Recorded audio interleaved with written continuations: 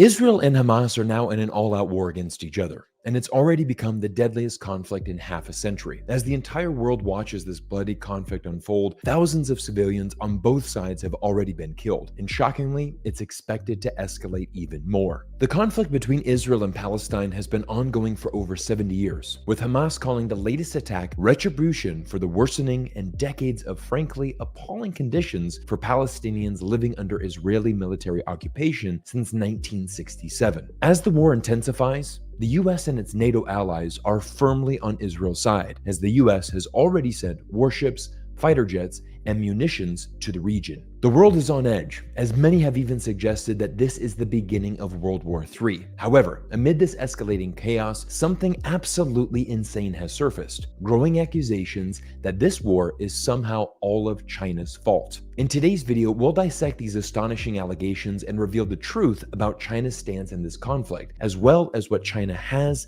and has not done. Trust me, the answer will completely shock you, so make sure that you watch until the end, where I'll reveal what China has been doing to Israel for the past 7 years. Just last week, US Secretary of State Antony Blinken flew to Israel to pledge America's undying support for Israel, announcing, "You may be strong enough on your own to defend yourself, but as long as America exists, you will never, ever have to." NATO allies such as Germany instantly fell in line, with German Chancellor Olaf Scholz stating there is only one place for Germany, and that is side by side with Israel. He went even further and announced a ban of all Hamas activities in Germany and outlawed the pro-Palestinian group Samadun. However, the rest of the world is not as pro-Israel as the West, with most of the global South having a very different viewpoint. Interesting enough, these two maps tell a story of how divided and polarized our world truly is. Notice how most of the world didn't support sanctions on Russia, and besides the United States and its core allies, once again, most of the world recognizes Palestine as a sovereign state. As tensions and anxieties run high throughout the world and people take sides, some have even tried to blame China for this conflict. Blaming China for seemingly every problem has of course become a favorite pastime of the West. Here is Fox News' very own China expert, Gordon Chang, who recently tweeted this absurd allegation: "China supports Hamas, China supports butchery." Gordon is a well-known China hawk who has been incorrectly predicting China's collapse for well over 20 years. His insights into China are completely fabricated and extremely easy to debunk. So let's dissect China's official position on the war to help everyone understand what China is really saying. China is deeply concerned over the current escalation of tensions and the violence between Palestine and Israel. We call on relevant parties to remain calm, exercise restraint, and immediately end the hostilities to protect civilians and avoid further deterioration of the situation. The recurrence of the conflict shows once again that the protracted standstill of the peace process cannot go on. The fundamental way out of the conflict lies in implementing the two-state solution and establishing an independent state of Palestine. The international community needs to act with greater urgency, step up input into the Palestine question, facilitate the early resumption of peace talks between Palestine and Israel, and find a way to bring about enduring peace.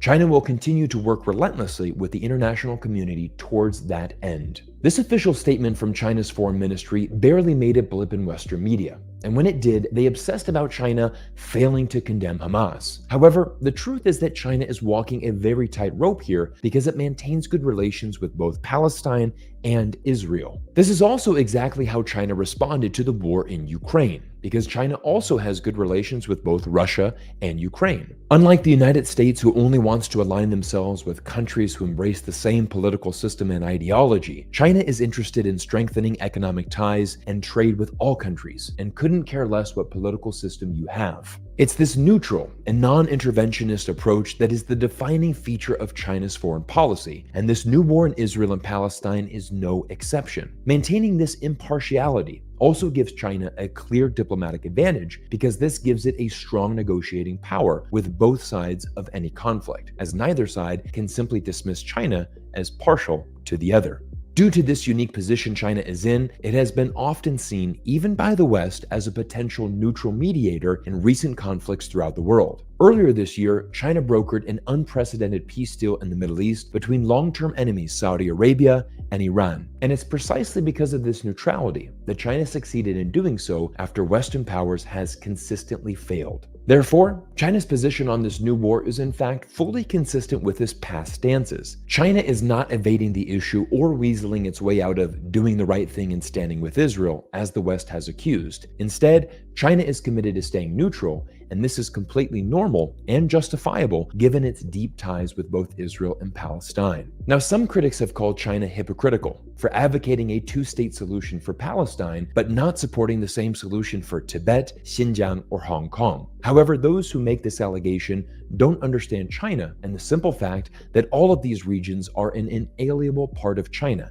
and not a single country on earth recognizes any of these regions as independent. This is a stark contrast to the situation in Palestine, where once again, most of the world does in fact recognize Palestine as a sovereign state, and even Israel's closest ally, the United States, has been a large proponent of a two-state solution for most of the last half-century. In Gaza, Palestinians live under military occupation. They have no hope for a better future, and the region is often called the world's largest open-air prison. 50% of people living in Gaza are in extreme poverty, with Gaza having the world's highest unemployment rate. Quite frankly, these are the exact breeding grounds for extreme terrorism, and the only way to solve this problem is providing future generations in Gaza the right to freedoms and a chance at a better life. Here is a hot take that you'll never hear from Western media. Israel should have learned from China on how to deal with this problem. China faced terrorism in Xinjiang, but instead of killing innocent Uyghurs, the Chinese government pushed for investment into infrastructure,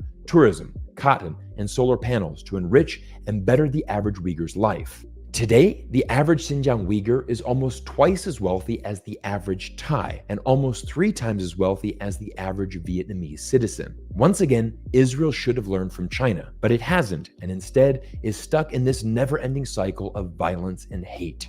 Now, what I've said here about Xinjiang might come as a surprise to anyone who believes the Western narrative that China has turned the province into an Orwellian hellhole with slave labor and concentration camps. But stay tuned until next week, because I'm releasing a new video breaking down a shocking new report from 2 German scholars who finally revealed the truth that Western media refuses to tell you about China's Xinjiang province. But for now, let's debunk the myth that China supports Hamas and is to blame for this new war. The essence of these allegations is that because Iran supports Hamas and China has economic ties with Iran, China is therefore directly responsible for the bloodshed. Claims have even surfaced accusing China of secretly plotting with Iran to use Hamas to destroy Israel. Honestly, it feels silly that this needs to be explained, but given the shocking prevalence of these views on Western social media and news outlets, let's break it down. While China does maintain a good economic relationship with Iran, countless other countries do too, including key US allies and partners